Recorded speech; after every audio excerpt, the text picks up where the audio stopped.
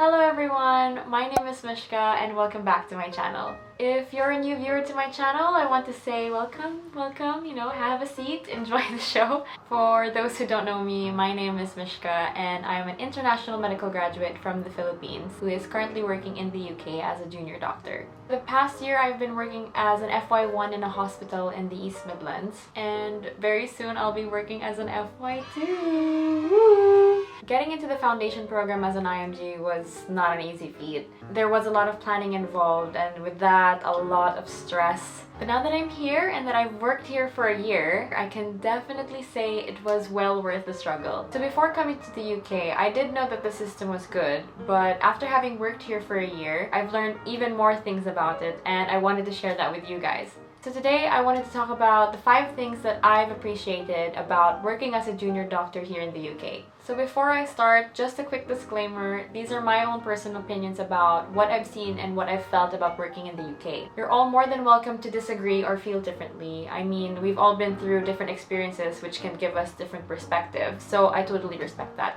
So the first thing I wanted to talk about is the holistic patient approach. As you may already know, the UK has a government-funded healthcare system that everyone living in the UK can use, and this is called the NHS or the National Health Service. When I started working in the NHS, I remember thinking, this is excellent patient care. I know not everyone will agree with me when I say that, but it is true. I was really impressed with how the system worked as a whole, and how my own idea of what holistic patient care was like didn't even come close to what the NHS was achieving on a day-to-day basis. An example of this is when I was working on an orthopedic ward. I remember patients who had just had hip operations would be seen by physiotherapists to be mobilized, and before they're sent home, their house is inspected by occupational therapists who will review if their house is safe for them to return to. For example, if they find that a patient can't sit at 90 degrees because of their hip operation, the NHS will provide them with raised toilet seats, or maybe even stair lifts if they can't get up the stairs. And this was all free, you guys. Honestly, I was like, what? How is this even possible? I've never seen anything like that. Not only do they think about what happens to patients during their admission, but they also think about what will happen to the patient once they get home or once they're discharged. But I have to admit, after working in the NHS for a year, as with any system, the system isn't perfect and there are cracks in it. But you can still appreciate where everyone works together to try and improve the system, even on a local level, by doing audits or, doing simple incident reporting. While I do sometimes feel that the NHS deserves a lot more credit than it gets, I still feel very grateful to be working for a system that is built not for profit, but for the benefit of the patient. So the next thing I want to talk about is the work-life balance. One of the things I feel most grateful for about working here in the UK is the work-life balance as a doctor. I had to go through some very tough shifts during my training as a medical student, sometimes working for over 24 hours. But here in the UK, the shifts are quite different. So your work week is basically divided between weekdays and weekends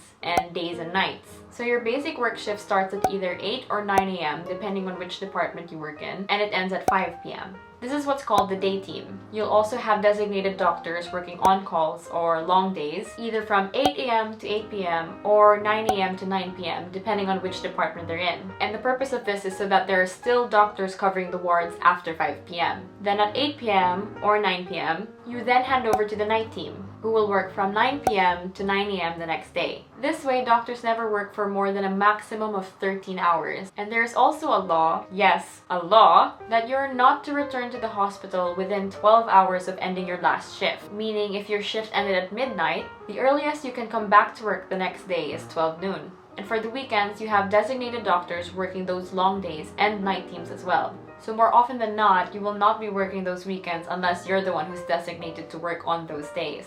And on top of that standard time to rest, you also get an additional 28 days of annual leave per year, plus bank holidays. So unless you've been assigned to work on a specific bank holiday, you don't have to come to work. So that means Christmas off. This also means that everyone is well rested for their next shift. And this makes the work environment much safer for patients. Because at the end of the day, doctors need to rest so that we can provide patients with the best quality of care. And we all know, and this is backed up by studies, that the sleepier doctors are, the more errors are made. Another one of the biggest things that I appreciate about the medical culture in the UK is being able to admit that you don't know something. A phrase I learned to say when I started working here is, "I'm sorry, I don't know." One time during my first week ever on the ward, one of the patients on the ward needed their bloods doing, as the phlebotomist had missed them on their rounds. I was asked by one of the nurses if I could take the bloods, because none of the nurses on that side of the ward were trained to do bloods yet. Honestly, I had never worked with these butterflies and vacuitainers before, and I hadn't been trained to use them either. So what I did was I approached one of my seniors and I asked them,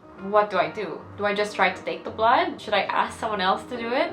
I honestly didn't feel comfortable in asking someone else to do something that I was asked to do, and this is what he told me. If you're not prepared to do something, just ask for help. What he said was so simple, but it was actually really great. Now I had the assurance that it's okay to not know everything, especially in the start of your training. When you're working as a doctor, you can feel this pressure to be the one with all the answers. And when you're looking after patients, it can feel like the consultant is just glaring at you to just give them exactly what the patient's bloods were the day before.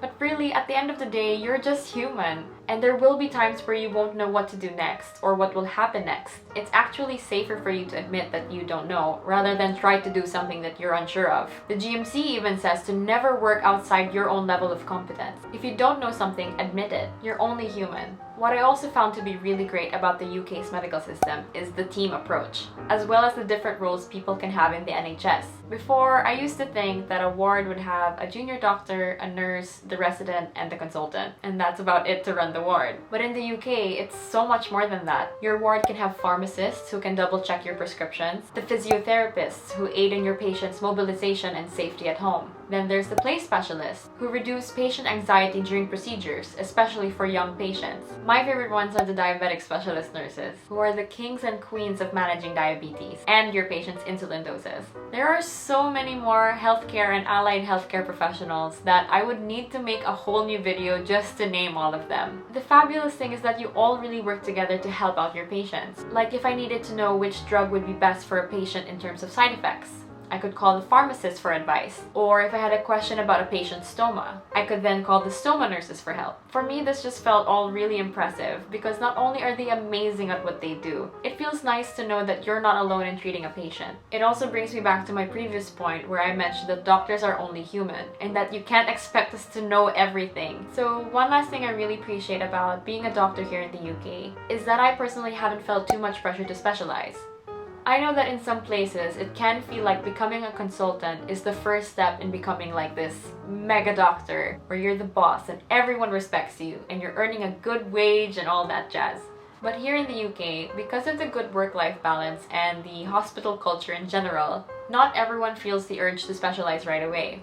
Don't get me wrong, there are still many people who go into specialist training right after their foundation years, but it's also not unheard of for people to take career time off and do locum shifts or teaching jobs. It's a nice change of pace from everyone scrambling to get into a training program straight away. Sometimes you just need that time off to find yourself or spend more time with your family. Okay, so those were just 5 things that I enjoyed about being a junior doctor here in the UK. I know I mostly talked about the UK's medical culture and how the system works in general, because this is something that I wanted to share with those people who were aspiring to come to the UK to work as doctors themselves. I could really list so much more, but I am still learning the system myself. What I will ask you guys to do is please wish me luck on my FY2 year because I start my very first shift as an SHO on nights. It's gonna be tough, but it's alright, I'll survive. Anyway, I hope this video was helpful or at least gave you some insight into what it's like working here in the UK as a doctor. Please let me know if you've enjoyed this video, and if you have, please do leave me a like. If you want to see more content like this where I just babble about life in front of the camera, please do let me know in the comments. I do have a lot in store, but I wanted to post them in a way that I know that you guys will enjoy, so please do let me know. Don't forget to subscribe to my channel where I talk more about being an IMG here in the UK. I'll also be talking about the different ways that you can become a doctor here in the UK. There are different pathways that you can take and I will be discussing them in my later videos. And please do subscribe so that you're up to date on when I next post. So like I said, I'd love to hear from you guys about what you'd like to see on this channel.